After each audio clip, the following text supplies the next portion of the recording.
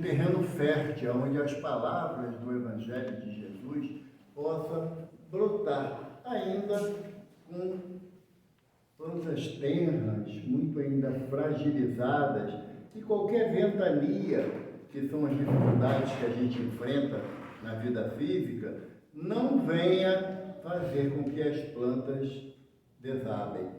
Mas a firmeza do Evangelho, como Jesus fala na parábola do bom semeador, é aguardar que a terra seja fértil, a terra seja boa.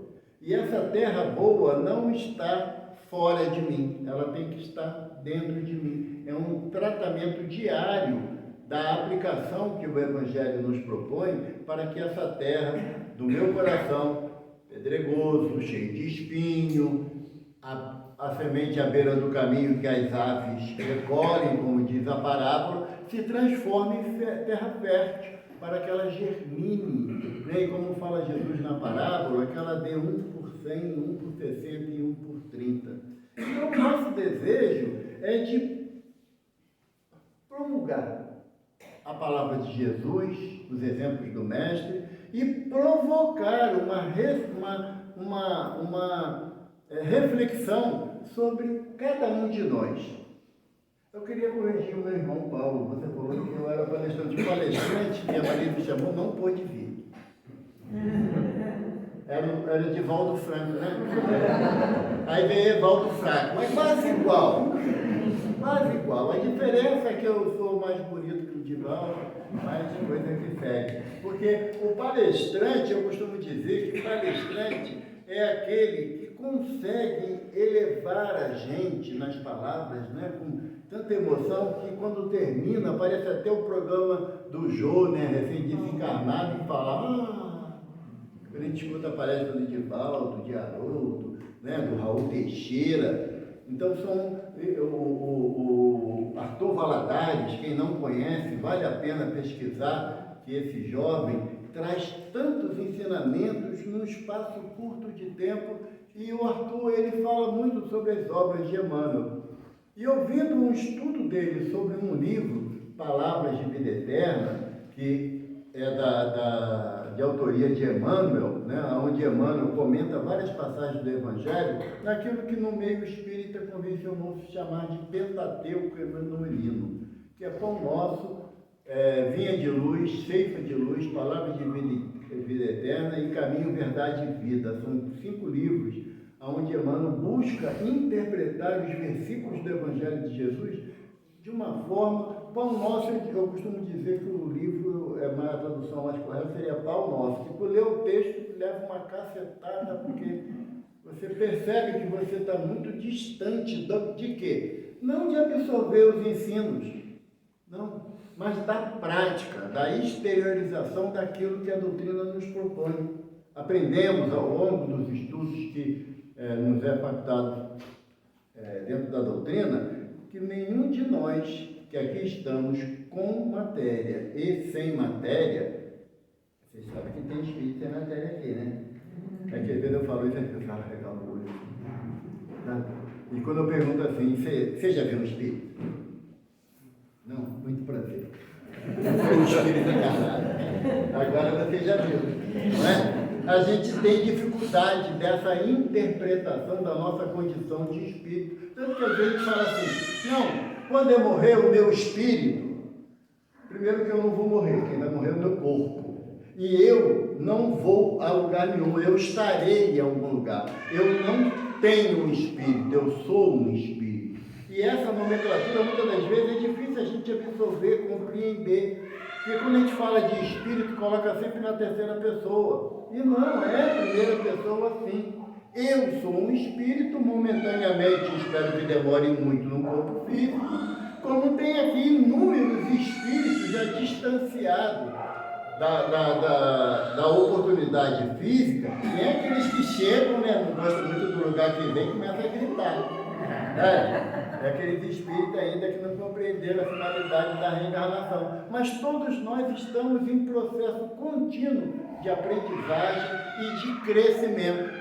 Então, Emmanuel propõe para a gente, nesses 5 livros que ele ditou através da mediunidade de Chico Xavier, uma interpretação do Evangelho saindo da letra que mata para o espírito da letra que vivifica, como Jesus nos propõe.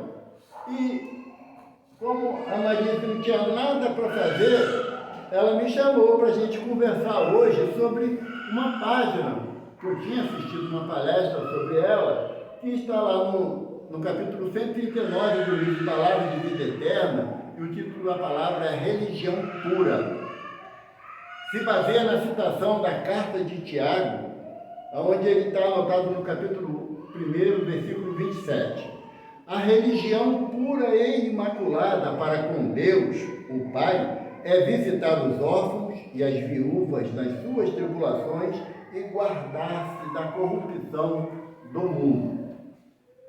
Emmanuel vem fazendo uma dissertação sobre esse versículo de Tiago, que primeiro nós temos que entender o que é religião. A religião é uma instituição humana, uma criação do homem para que ele estabeleça uma nova possibilidade de se religar com Deus. Por quê? Porque na mitologia da Bíblia Sagrada, na figura de Moisés falando sobre o Éden, quando Adão, ouvindo as propostas de Eva, ele rompeu com Deus não foi maçã não, sabe gente? A árvore da sabedoria, que como está lá na Bíblia, né, na Gênesis de Moisés, é a árvore da sabedoria. Então quando ele se alimenta da árvore da sabedoria junto com Eva, ele rompe com Deus um acordo que estava estabelecido.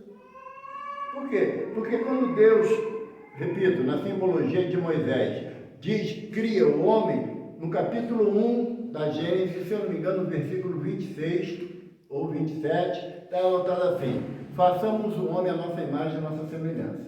No capítulo 2, lá no versículo 6, está escrito assim: e Deus soprou nas ventas e o homem tornou-se ser vivente.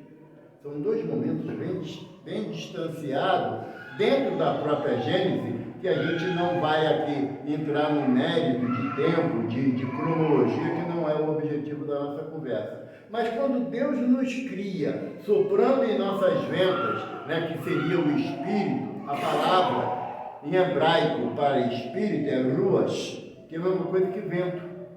Então soprou Deus, origem da vida, vento é o Espírito que criou. Por isso que Jesus fala lá para Nicodemos, né, que o Espírito é tal qual vento, vem da onde não se sabe e vai para onde também não se tem conhecimento. Jesus faz alusão a esse ruach lá atrás de Moisés. Então, quando criou o homem ali, criou um vínculo de quê? Crescei e multiplicai-vos. E disse para Adão, dá nome para tudo. E Adão teve que se virar, coitado, se dá nome para tudo quanto é coisa, né? Pernilongo, barata, carrapato, né? Adão teve que se virar nisso tudo, olha a tarefa dele. Mas quando ele se aproxima da árvore da sabedoria e dela se alimenta, então ele começa a distinguir o bem do mal e ele se afasta de Deus. Nesse afastamento de Deus, qual é a punição? Olha só, eu creio que Adão meteu a gente, sabia de nada a gente, né? Mas tirarás com o suor do teu rosto teu pão de cada dia. A gente podia ficar na boa, na praia de Itaipuaçu, que a gente chegava em casa, o almoço devia estar pronto, nem tinha, né? Não precisava nem fazer, estava tudo prontinho. Mas Adão não quis essa brincadeira, então Deus falou: tirarás com o suor do teu rosto teu pão de cada dia. E para as nossas irmãs, ele deu mais um castigo: parirás com dor. Hoje tem a ciência que aliviou ao lado das meninas, mas a cirurgia ou a cesariana, o ato de parir é indolor, mas o pós-operatório é uma encrenca danada. Então, isso tudo foi a ação do rompimento da humanidade com Deus. Então, o homem fez o quê? Vamos criar um sistema que nos religue a Deus. Então, é a origem da palavra. Religião é religar. Mas, como o nosso objetivo aqui é aprender, Emmanuel, lá no livro Nosso Lar,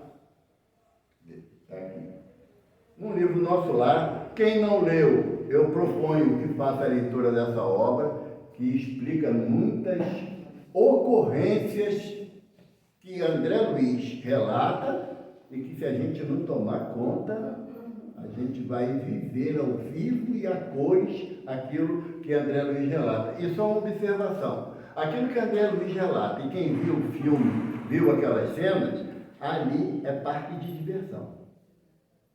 É extremamente mais complicado o sentimento de dor, de sofrimento, de solidão, de ausência do que André conseguiu pintar na obra Nosso Lar, tá bom? É só uma alerta para deixar todo mundo feliz, né?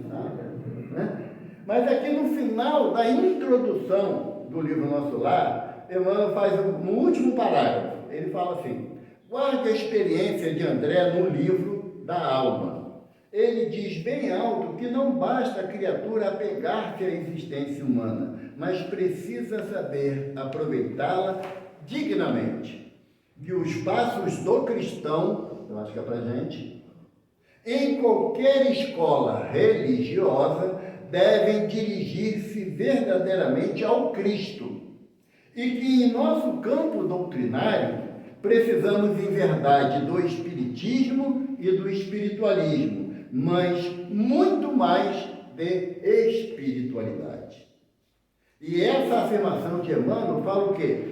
Que eu vou ter que falar, Paulo, você me perdoa, tá bom? Vim para casa espírita para tomar passe e beber a água fluidificada, achar que está resolvido o problema, é doce engano. Isso aí é a atitude de religião. A proposta da doutrina espírita é tirar o véu da letra, ou seja, para de enganação.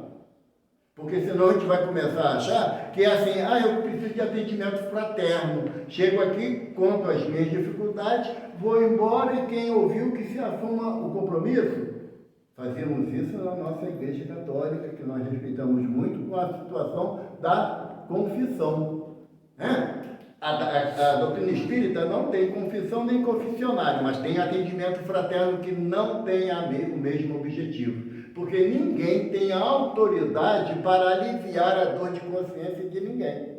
Então, quando nós viemos à casa espírita, nós devemos vir com um sentimento de religiosidade e não de religião. A religiosidade é aquilo que a doutrina a qual eu professo me propõe de mudança íntima.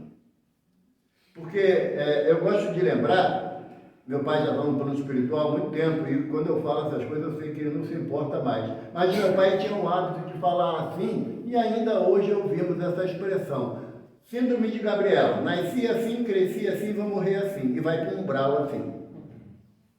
A proposta da reencarnação é a mudança do nosso comportamento e não do mesmismo. Se eu estou dentro de uma doutrina que me esclarece as consequências dos meus atos e dos meus pensamentos, algumas vezes aqui, ainda no plano material, mas na maioria das vezes na condição de espírito desencarnado, então eu tenho que me propor mudança. Senão eu vou continuar achando que eu venho aqui, sento na minha cadeirinha, aí ao final da palestra que o cara fala muito, não entendi nada do que ele falou, mas tem um passe no final, opa, é o prêmio. E depois do passe, quando sai, ainda tem água fluidificada. Show! O problema restante é da Marisa, da diretoria da casa. Não é. Só como exemplo, e eu esqueci de falar da minha casa, né, Paulo? A minha casa, assim, todo espírita é um espírito necessitado, tá bom? É bom se convencer. Então, para isso que a gente está dentro da casa espírita. No meu caso, eu tenho 2 casas. Olha a complicação aí. Eu tenho o Centro Espírita Casa do Caminho Chico Xavier, que é lá em Jacarepaguá, onde eu estou matriculado com a experiência da mediunidade. E tem uma outra casa que eu estou matriculado para tudo que apareceu no caminho do Evaldo, né? Que é o Centro Espírita Fé, Amor e Caridade, que é também em Jacarepaguá, no bairro da Taquara, no subbairro da Taquara. E nós sabemos, tanto no CSX quanto no CEFAC, que são os símbolos das casas, uma lembrança do Chico Xavier, que ele muito doentinho, muito fraquinho, e ele está num canto, a gente como está sentindo muita dor, a gente fica naquela posição fetal, né? Querendo realmente retornar para o útero materno, onde éramos abrigados de muitas dificuldades. E Chico tinha um problema sério de hernia de disco, então ele tinha uma dor do ciático que era coisa, quem tem sabe o que é, não é fácil. E ele, chorando silenciosamente, nisso aparece Emmanuel para ele e pergunta: Chico, o que é? Ele falou assim: seu Emmanuel, o senhor acha que eu vou morrer? Ele, com certeza. Todo mundo que está na matéria tem que desencarnar, Chico. Você não é diferente nem melhor do que ninguém. E quando eu desencarnar, seu Emmanuel, o senhor vai estar lá me esperando? Aí o Chico falou assim: Chico, Emmanuel falou, eu tenho tanta coisa para fazer.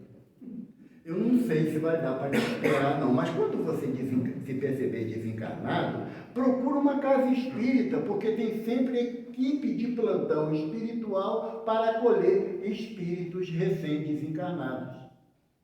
Desde que eu li isso, eu fico assim: Rua de Gavernec, 929. Que é para o endereço da minha casa, né? Porque quando eu falar com a Ivana, minha esposa, ela não me respondeu, eu falei: deu ruim. Então eu vou o endereço que eu estou associado, porque vai ter uma equipe de plantão. O que Emmanuel quis dizer para ti? Não tem privilégio na lei de Deus. Não existe a possibilidade de privilégio. Todo privilégio é injustiça, e a lei de Deus é justa, porém misericordiosa. Mas privilégio não tem. Eu tremo, sabe, quando eu estou numa casa espírita e alguém fala assim: nós somos privilegiados. O irmão que está passando lá fora vai pensar que ele é o quê? Um infeliz, que ele não está aqui dentro. Se aqui tem privilegiado, lá, quem está lá fora está o quê? Está no Deus dará, né? Não se vira, vai atrás do teu prejuízo. Então a doutrina nos esclarece que não existe privilegiado, porque se Deus é bom e justo, ele não privilegia ninguém. O Cristo, quando aqui esteve isento de todas as amarguras, decepções e dores. Se ele é o guia e modelo, gente, não dá para esperar. Sendo cristão, uma rede, água de coco e alguém balançando para a gente, porque fica cansado, parado na mesma posição. Não dá. Então, nesse sentimento é que a religiosidade vai propor uma mudança de comportamento. Porque o que Tiago fala para a gente aqui na sua epístola, de que a religião pura que Deus quer que nós cumpramos, quando ele fala da questão das viúvas e dos órfãos, o que Tiago está falando? Na cultura hebraica, a viúva com filhas não tinha ninguém para ampará-las. Ninguém. Ela ia ou mendigar ou prostituir-se. A viúva com filho, ela tinha o recurso que o marido deixou. Porque toda a herança na cultura hebraica é do homem. A mulher não era digna de herança nenhuma. Por isso que quando casava tinha o dote.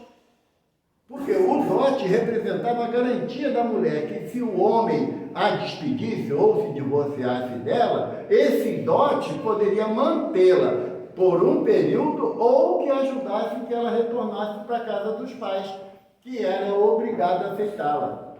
Então, quando Tiago fala da viúva e dos órfãos, Tiago está se referindo lá atrás ao livro de Moisés chamado Levítico, aonde no livro de Levítico, Moisés estabelece a questão do dízimo. O dízimo era estabelecido, dízimo de quê? Era a 10ª parte de tudo.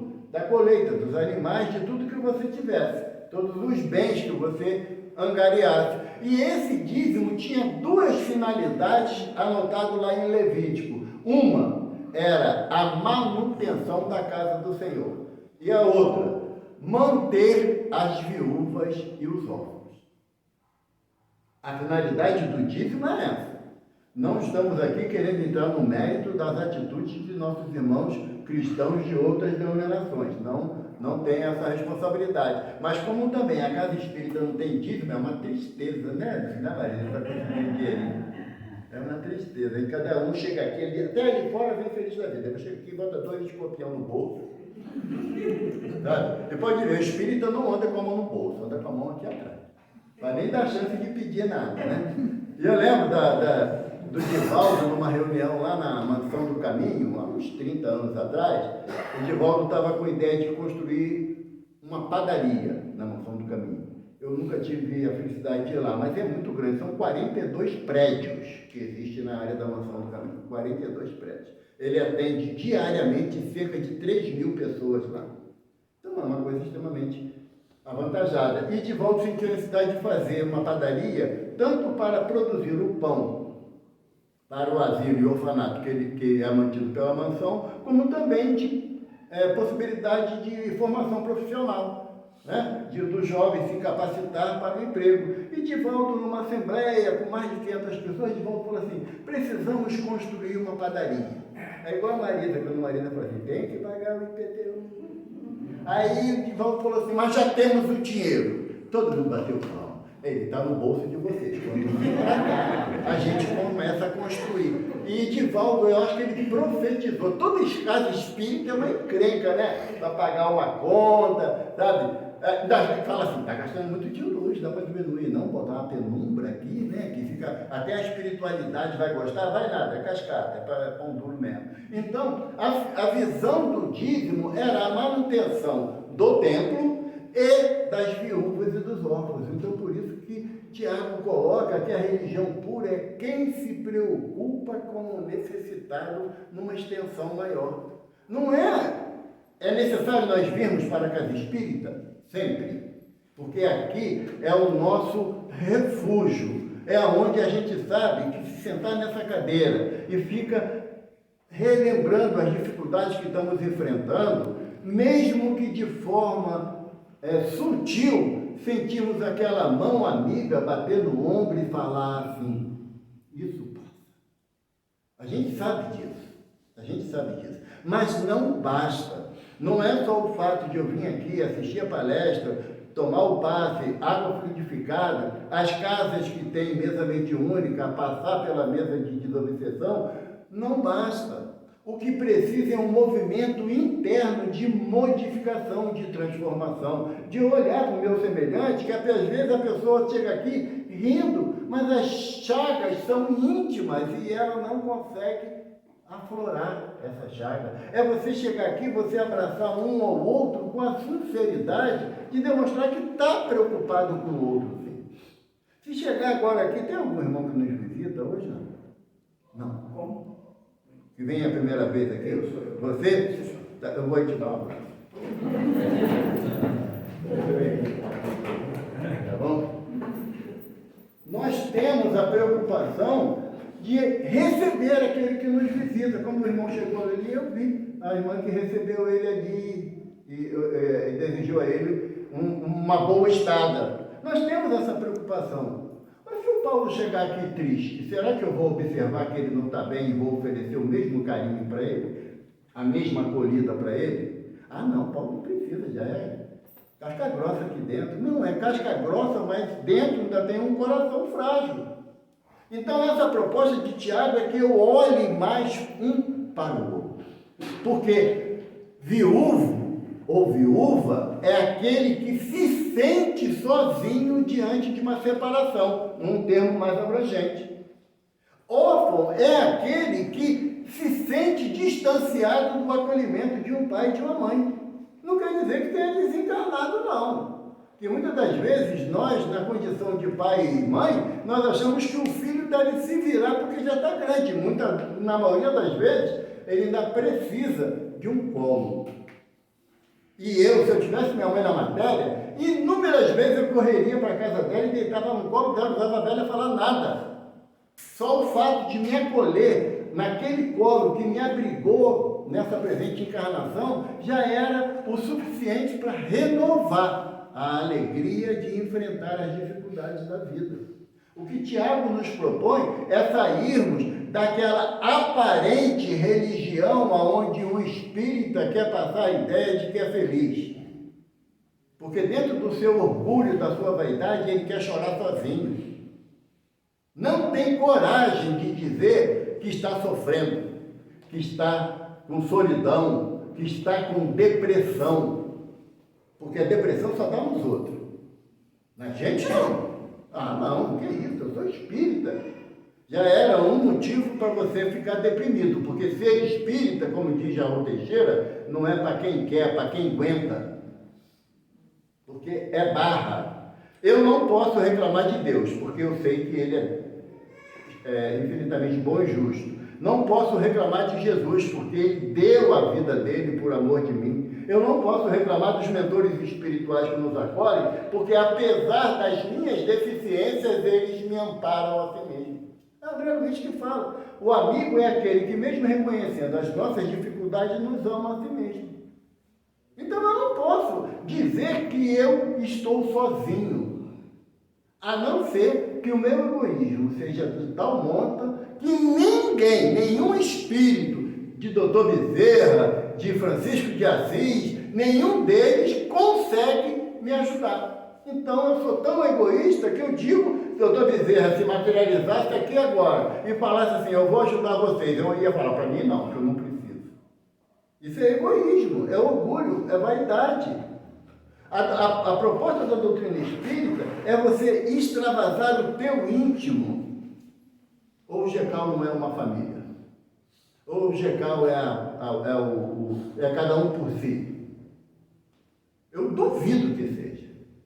Eu duvido que se fosse, a casa não estaria, como o Luiz falou para mim quando eu cheguei, tantos anos desenvolvendo as suas atividades.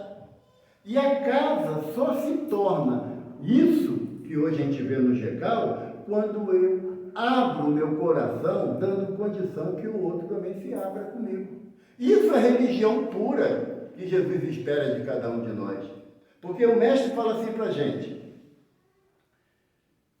se o teu irmão pecar contra você, Pedro, não perdoe apenas 7 vezes, mas 70 vezes 7. O mesmo erro no mesmo dia. Não é? Ivan, estou anotando aqui, já te perdoei 385 vezes. Quando chegar a 490, tu que se vira. Não é essa a proposta, não. É perdoar 70 vezes 7, o mesmo erro no mesmo dia. Ou seja, é uma conta que não fecha. Por quê? Porque Jesus fala, se o vosso Pai que está no céu vos perdoa insistentemente, qual é a sua responsabilidade em relação àquele com quem você convive? Ou será que eu perdoei, mas eu não quero ver mais o Paulo na minha frente? Se passar numa calçada, vá para outra. Sabe? Não é perdão. O perdão também não é esquecimento. Esquecimento é Alzheimer, é outra coisa. O perdão é você não se alegrar com a derrota do outro. Ou como a gente falava antigamente, não, o castigo vem a cavalo, Deus não dorme, a gente roga a praga, né? Espírita roga a praga, é uma coisa triste, mas é verdade. Sabe? Não é isso. O perdão é quando eu retiro do meu coração qualquer sentimento de mágoa. E se o irmão precisar da minha ajuda, eu vou estender a mão para ele. Tem uma história oriental que diz que um mestre budista, caminhando com um discípulo para uma floresta, e vendo um córrego d'água, um escorpião se afogando. Aí ele pega um gravetinho, bota lá, o escorpião vem pelo graveto, quando sente o calor da mão do mestre, ferrou o mestre. Instintivamente ele tira a mão, o escorpião cai de novo dentro do córregozinho. Ele de novo bota lá, só que agora ele já sabia que o animal ia ferroar ele. Quando chegou, ferrou, ele aguentou a dor e colocou o escorpião num lugar seco. Aí o discípulo falou assim, mestre, você não sabe que está na natureza do escorpião ferroar? Meu filho, está na minha natureza ajudar. Quando a gente começar a criar essa natureza, essa vontade íntima, a gente não vai esperar mais reconhecimento. A gente não vai esperar mais um sentimento que falamos no outro dia, de gratidão. Sabe? Porque a gratidão, ele é um sentimento de troca. Teu nome? João, que eu apresentei o Espírito, né, João, quando eu faço alguma coisa para você, seja o que for, tá? E eu espero de você uma ação de gratidão, é orgulho, é egoísmo. Sabe? Porque Jesus manda que eu faça ao meu semelhante aquilo que eu gostaria que me fizesse. Jesus me orienta que eu dê com a direita sem que a esquerda saiba. Mas eu faço isso? Não. Mas brincadeira, eu fui lá no GECAL fazer palestra, pô, longe pra caramba da minha casa, chego lá, a Marisa não me deu nem uma sopa de graça, cara. Não deu nada. Sabe? Isso não é gratidão, isso aí é escambo, troca. Porque fazer o bem sem olhar a quem, como diz Emmanuel Parachico, né? Serve e segue. Segue adiante. Você já atendeu aquela necessidade. Então, quando o Tiago fala da viúva e do órfão, ele está falando o quê? Será que você não conhece nenhuma viúva? Nenhum órfão? Você não conhece nenhuma viúva do amor perdido, aquela que foi enganada pelo companheiro e ele caiu no mundo e ela ficou sozinha com as crianças? Algum órfão de pai vivo, de mãe viva, né, que quer ganhar a vida, tem direito a curtir a vida, e os seus filhos? Problema deles. Será que a gente não conhece ninguém assim? Ah, não, Valdo, eu não conheço. Tudo bem, acontece, mas tem um mundo espiritual ainda. Está falando do mundo material, o mundo de relação. E o plano espiritual? Quantas vezes nós abandonamos nossos amores em existências passadas? E agora a gente não tem a compreensão dos companheiros, das companheiras que estão no nosso caminho. Ou então falamos que nossos filhos não nos compreendem, mas eu compreendo eles.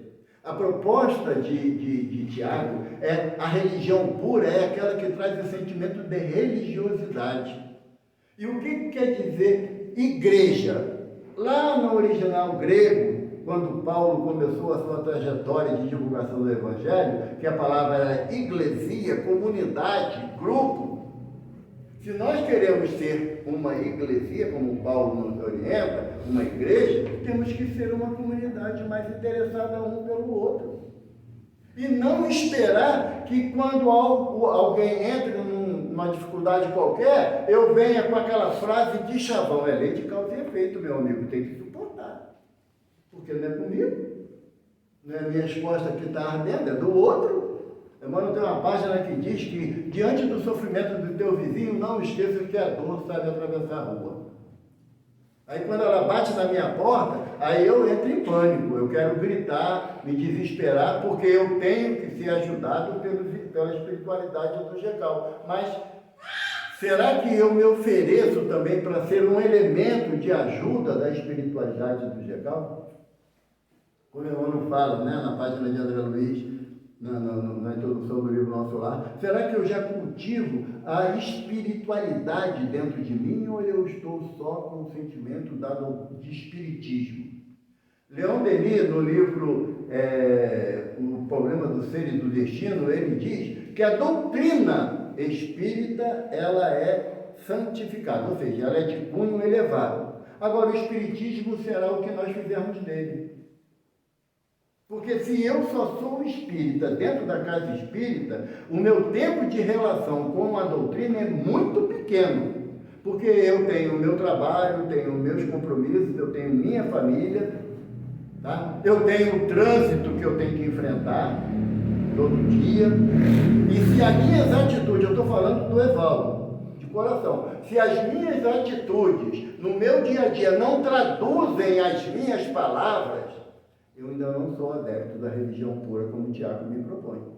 Eu não sou. Ah, mas tem que ser banido? Não. Porque Jesus fala que ele ama o pecador, abomina o pecado. Então Jesus quer o quê? Que o Evaldo proponha uma modificação na sua conduta, para que eu passe a exercitar essa ideia de religião pura que Tiago usa, porque nesse mesmo capítulo de Tiago, quando ele fala de religião pura, deixa eu ver se eu acho ele aqui. Quando a gente quer, a coisa some. Mas está lá no capítulo 1 do versículo da carta de Paulo de Tiago, ele diz no versículo 26 que se nós falamos da religião, mas nosso exemplo não condiz, a gente está usando a boca para anatemizar ou para negar todos os nossos conceitos. Porque, gente, ser espírita dentro da casa espírita é o lugar mais fácil do mundo. qual é o nome do... Alberto. Alberto, se eu passar aqui e tropeçar ali no pé do Alberto, o Alberto fala assim, Evaldo, desculpa, meu pé ficou na tua frente. Mas lá fora, se ele for estacionar e eu correr estacionar na frente dele, ele fala, ignorante, olha lá. Vamos, custava esperar eu chegar? Nós temos uma dose de paciência bem limitada quando estamos fora da casa espírita. Dentro da casa espírita, não. Dentro da casa espírita, não. Aqui é o lugar mais fácil, mas não é aqui que nós somos testados. Não é aqui. É na rua, é no nosso cotidiano. É quando a gente chega no trabalho, o chefe está aborrecido com alguma coisa que quer descontar na gente. Ou então quando a gente chega em casa cansado e a esposa também chegou em casa cansada do trabalho, a gente acha que a esposa tem que fazer o que a gente está precisando, embora ela tenha trabalhado tanto ou mais do que a gente. Porque não existe uma ideia de união, sabe? De companheirismo. Se eu não sou companheiro da minha esposa, eu vou ser companheiro de quem na casa espírita? De ninguém. Por quê? Porque a maior possibilidade de companheirismo que eu vou exercer é com ela no dia a dia, nas nossas lutas diárias. Se eu não consigo fazer isso com ela, que é a mulher que eu amo, que eu elegi para acompanhar, e eu acompanhá-la nessa jornada, imagina dentro da casa espírita, na hora que a Marisa está fechando a casa, e aí tem uma goteira. Aí vira para o João e fala, João, tem uma goteira para me ajudar? Ah, agora não dá. Tem jogo do Flamengo daqui a pouco. Tem chance. Sabe? Nós colocamos inúmeras dificuldades para fazer algo fora daquele circuito que nós estabelecemos, que é o horário da tarefa da casa espírita. Isso não é religião pura. Isso é uma busca da satisfação íntima dos compromissos sociais. Hoje em dia ninguém dá mais festa, né? Hoje em dia todo mundo... Está difícil a situação, então dá uma festa igual antigamente, que era criança, o bolo era o tamanho dessa mesa. Sabe? E você não precisava nem conhecer a família, né? Saía entrando e estava tudo certo, né? Hoje em dia o bolo desse tamanhozinho vem já cortado pequenininho assim, como nome, via se estava na relação ou não, né? Se não tiver na relação, não é. Hoje em dia penetra, morre, sofre, né? Mas eu ainda acho que a casa espírita é assim, sabe? É a casa das facilidades. Eu não preciso me preocupar com as minhas atitudes no cotidiano, onde eu sou orgulhoso, vaidoso, rancoroso, prepotente. Aqui dentro eu vou ser tratado com amor. Vai. E vai aumentar a tua responsabilidade. Porque se você receber o carinho, amor e atenção aqui dentro, é para você exercitar lá fora. Não estou dizendo que a gente tem que ser ignorante aqui dentro porque eu sou lá fora. Não, não é isso não. Até porque mesmo que a gente quiser ser ignorante aqui dentro, a psicosfera que a espiritualidade nos envolve, a gente fica meio sem jeito de dar uma resposta mais grosseira. Mas é que eu também tenha o discernimento das minhas atitudes íntimas. É isso que Emmanuel propõe para a gente nessa página. O discernimento das minhas atitudes íntimas. Que eu saio daquela vida de aparência. Sabe? Aonde alguém pergunta assim, ô Evaldo, como é que você está? Ah, com as graças de Deus tudo bem. Mas se perguntar 3 vezes, bom, é que assim, não está muito bem. Sabe? Não está muito bem, porque perguntou 3 vezes, perguntou uma vez e a gente com medo da resposta, Marisa, tudo bem? Ela, tudo bem, tá legal, tchau, vai embora. Não dá chance de alongar o papo. Mas quando nós estamos nas nossas dores morais, não é aquela que deixa marca no corpo físico, não, aquelas dores íntimas, morais, e a gente fica olhando um para o outro na esperança de ter um acolhimento. Sabe? Acolhimento. O atendimento fraterno nas casas espíritas, eles não têm a finalidade nenhuma de solucionar o problema de ninguém e nem também de julgar a conduta de ninguém. Não tem. Quem quiser participar da tarefa de atendimento fraterno, eu digo, sabe, ô Marisa, que o atendimento fraterno na casa espírita é igual ao CVV, 188. É você ver que a pessoa está num desespero e você colocar palavras que dê a ela motivos para continuar lutando. Esse é o objetivo do atendimento fraterno. É por isso que diz que é atendimento fraterno pelo diálogo. Por que pelo diálogo? Porque você vai colocar aquilo que a doutrina propõe de amparo porque a doutrina espírita é conhecida como o Consolador prometido por Jesus. O Consolador. E quem é que precisa de consolo? Quem está com barriga cheia ou quem está com barriga vazia? Tem um ditado, né? O Chico gosta muito desse ditado, né? Que ele fala que barriga cheia, goiaba tem bicho, né? Quando você está com a barriga cheia, alguém te dá uma goiaba, né, Paulo? Tu abre para ver se tem bicho. Agora, se tiver com fome, né, bota na boca, porque bicho de goiaba, goiaba é. Tem gosto de goiaba mesmo, mas é comigo, sabe? Então, a gente não fica escolhendo muito, não. Porque a gente está com a barriguinha cheia.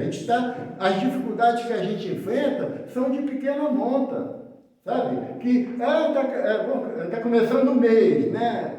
Mas o pagamento já acabou, mas sabe que mês que vem tem outro. Vai na fé, vai na confiança. Agora, quando a pessoa chega aqui, ela está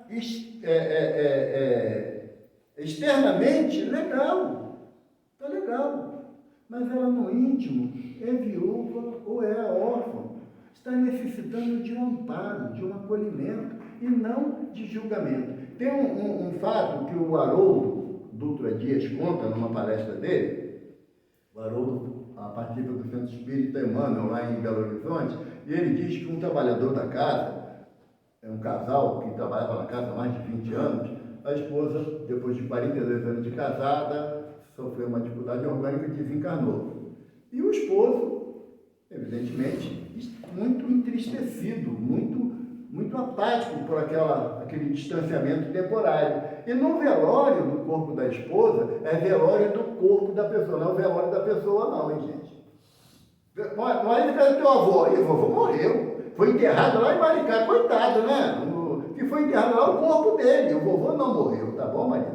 Não chora mais, fica feliz. Aí, no velório do corpo da esposa, chegou 2 irmãos da casa espírita que ele frequentava e falavam assim, tá triste? Que cara de acabada é essa? Você sabe que a morte não existe? Nós todos temos um tempo para ficar aqui, daquelas frases de efeito que a doutrina oferece. E o irmão, com aquele sorrisinho amarelo pela dor que estava passando, ficou caladinho. Passou 3 dias do sepultamento do corpo da esposa, ele voltou à atividade na casa espírita. Quando ele chegou na casa ali na porta ali, aí o irmão falou assim, não acredito. Você ainda está com essa casa assim, que espírita tu é? Aí ele falou assim, eu só queria um abraço. Só isso que eu queria. E quantas vezes a gente se dispõe a dar um abraço a um amigo que chega aqui no GECAL com uma expressão abatida? Quantas vezes? Ou será que a lei de causa e efeito? Ou será, né, não sei quem foi que inventou a lei do karma no movimento espírita, porque não existe lei do karma no movimento espírita. No movimento espírita existe lei de causa e efeito. Porque a lei do karma indiano é que se você nasceu numa família inferior, todas as tuas existências serão numa família inferior. A lei de causa e efeito propõe isso? Não. Ela propõe o quê? A possibilidade de você migrar em situações diversas na reencarnação para que você aprenda em todas as circunstâncias. Então, não repita mais lei do karma na casa espírita, não, porque vocês estão falseando os princípios da doutrina espírita que Kardec coloca para a gente.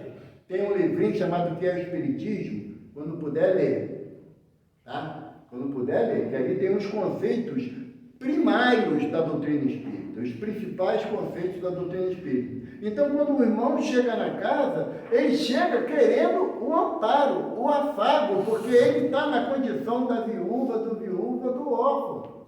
E eu, para modificar o meu entendimento, eu tenho que oferecer a ele a beleza que a doutrina espírita me propõe, que o Cristo nos promete isso. Lá na última ceia, né, com os discípulos, antes de ser preso, Jesus fala assim, se me amais, olha a condição do mestre, se me amais, eu rogarei ao Pai que ele vos enviará um outro Consolador. Porque o primeiro Consolador é o Cristo.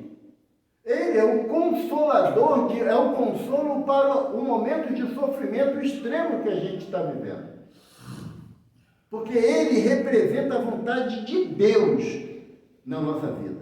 Jesus não é Deus, representa Deus na nossa vida. Então ele é o primeiro Consolador. Lá no Evangelho de Lucas, no final do Evangelho de Lucas, ele coloca assim, que Jesus estava lá no Getsemane, em oração, e quando ele já visualizava as dores que nós imporíamos a ele pela nossa ignorância, aí Lucas fala assim, e na sua agonia, ele orou.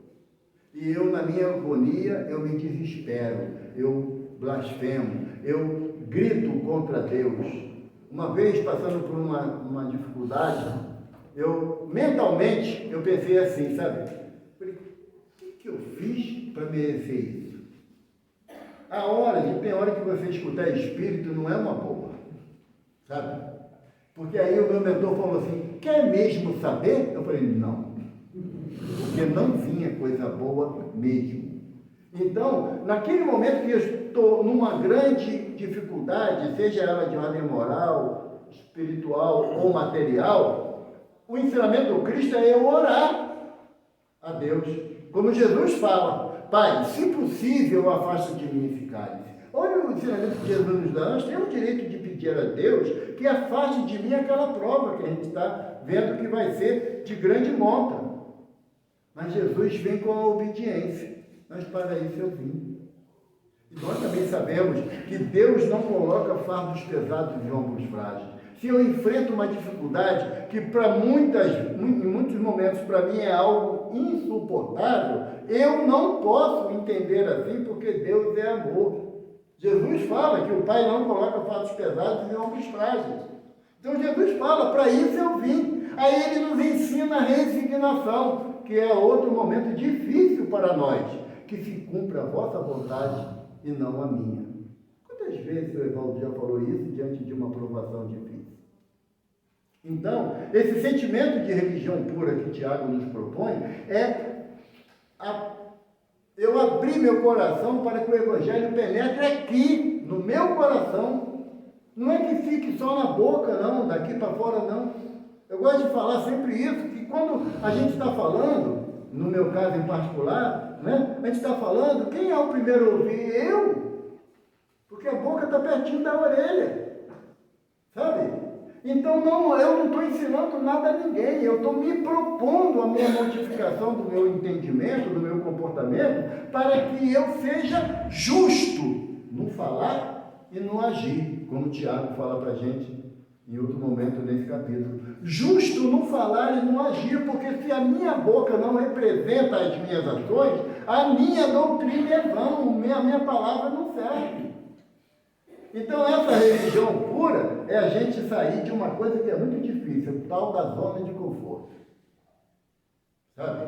É aquele momento em que você tem tudo para explodir. Aí você lembra que você é espírita, rebobina a fita, hoje nem tem mais isso, né? Não sei como é que fala de CD, porque não tem CD no rebobina, né? Mas volta a fita e fala assim, não posso mais agir como eu agia ontem. Eu tenho conhecimento, eu já tenho doutrina. Eu não posso mais fazer parte do grupo que quer levar vantagem sempre. Porque eu estou adiando uma possibilidade de entendimento que lá no plano espiritual, quando retornar à parte espiritual, eu vou me ver com os meus atos. Lembra daquele filme que é um livro do Ariano Suassuna, O Alto da Compadecida? Lembra? Eu adoro aquele filme. Né? E aí, lá no dia lá que desencarna todo mundo, está lá, né? Jesus é o juiz, né? O Caramunhão é o promotor, e aí surge Nossa Senhora como advogada de todas nós. Não tem isso não. Tem não. O meu juiz, a minha consciência, como meu advogado e meu promotor também são a minha consciência. Porque lá a pergunta 621 do Livro dos Espíritos, onde está escrita a lei de Deus?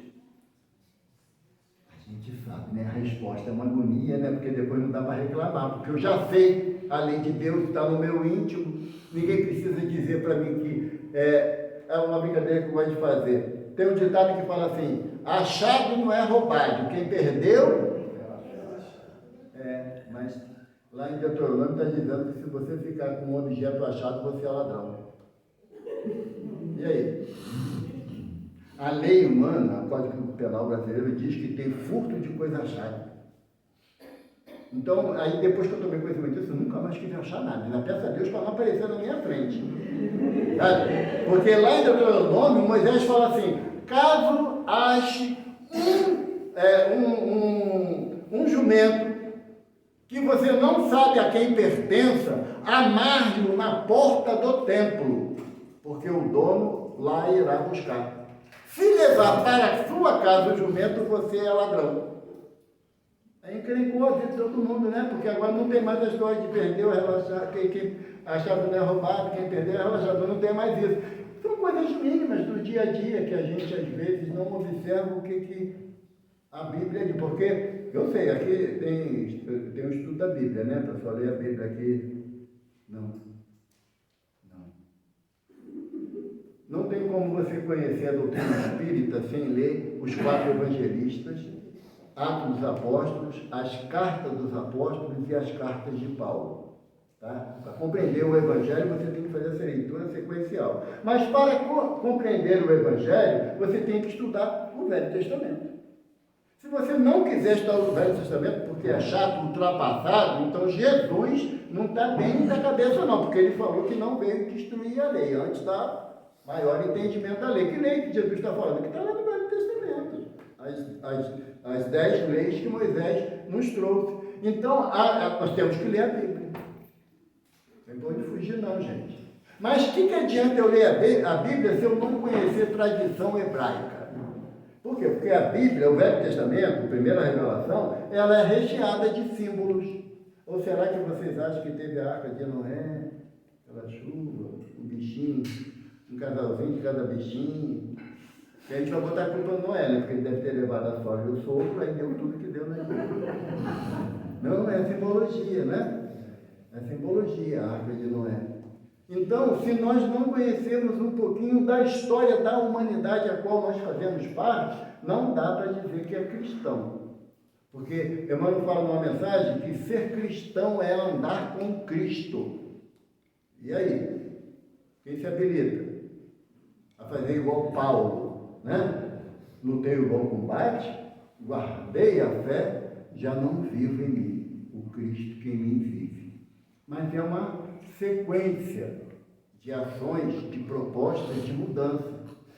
Quem transformou água em vinho foi nosso Senhor Jesus Cristo nas bodas de Caná. O Evaldo tem que plantar a semente da videira, esperar a videira crescer, dar fruto, tirar a uva de lá, massagar ela, botar no barril para virar vinho. São processos sequenciais de modificação diária para que a gente possa um dia aproveitar do vinho, que é o símbolo que está no Livro dos Espíritos, na primeira página, né, do Livro dos Espíritos, que é a videira que diz o Espírito de verdade, que simboliza a essência do Cristo. Para nos beneficiarmos do fruto da videira, só plantando. E é uma ação gradativa, cada dia, mudando um pouquinho. Quando você estabelece, uma vez eu assisti uma proposta, o tempo está acabando, né, Paulo? Não avisa, Paulo, eu gosto de falar isso, eu sou aposentado. Eu sou aposentado. Amanhã demais. Você pega 10 dificuldades que você tenha. 10. Normalmente a gente coloca a primeira, que é o orgulho, ou o egoísmo, não é? Não tenta modificar o primeiro e o segundo, não, porque está difícil. Modifica o 10º. O que é o 10º? Fazer fofoca. Então eu vou me segurar minha língua, não vou mais fazer fofoca. Quando eu consigo passar um dia todo sem fazer uma fofoquinha que for, cara, vai dar uma alegria danada. Então eu me reforço no íntimo para partir para o item 9. O que acontece? Eu quero logo eliminar o orgulho e o egoísmo, não consigo, desisto dos outros. A proposta do Evangelho é a mudança gradativa naquilo que é mais fácil, sabe? Naquilo que você sabe que vai lutar um pouco, mas vai conseguir. E aí, fazendo isso, a gente começa a entender que a religião pura que Tiago nos propõe é, relembrando o Mestre quando ele diz: amai-vos uns aos outros como eu vos amo. Sabe? Esse complemento de Jesus aumenta a nossa responsabilidade, porque eu amo a minha esposa, ela também me ama, então é legal, é trocado. Mas se ela deixar de me amar, como Cristo ama, eu continuarei amando ela. Então é essa a nossa lição de casa para esse fim de semana. É estabelecer dentro do meu coração o que eu quero realmente fazer, com o Espiritismo dentro do meu coração. Um sentimento de religiosidade que realmente me religue a Deus, ou que eu continue jogando. Que nos abençoe. Obrigado.